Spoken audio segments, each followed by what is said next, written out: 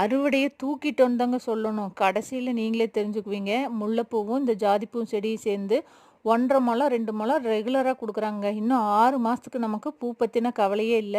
குட்டி ரசத்தாளி வாழைத்தார் 1, இந்த முள்சீத்தா இதுதாங்க கடைசி பழம். மரத்துல இனி பழம் இல்ல. பூக்கள் வந்தா தான். மாவு பூச்சி தொல்ல தாங்க தீரவே இல்ல. மருந்தெல்லாம் அடிக்காததுனால இப்படிதான் இருக்கு. தண்ணீல நல்லா ஸ்பீடா வச்சு கழுவுனோம்னாவே மாவு பூச்சி போயிரும். உள்ள பழம் நல்லாதாங்க இருக்கும். இயற்கையா விளைஞ்சது அப்படின்னா, இந்த மாரி ஒரு சிலது அனுசரிச்சு தான் போயாகணும். இந்த சீசன்ல பழங்கள் கிடைக்கிறதே பெரிய விஷயம். எலுமிச்சம்பழம் மரத்துக்கிட்ட பேசாத நாளே இல்லைங்க. அழுகாத ஒண்ணு தான் குறை. இந்த ஜோடிகள தனியா விட்டுருவோம். என்ஜாய் பண்ணட்டும். லட்டு லட்டா காய்கள் குடுக்க ஆரம்பிச்சுட்டாங்க. உண்மையாலுமே நன்றி சொல்றேன். இப்படி பழுத்து பழம் கீழ விழுந்துச்சுன்னா, சார் புளியறக்கு ஈஸியா இருக்கு.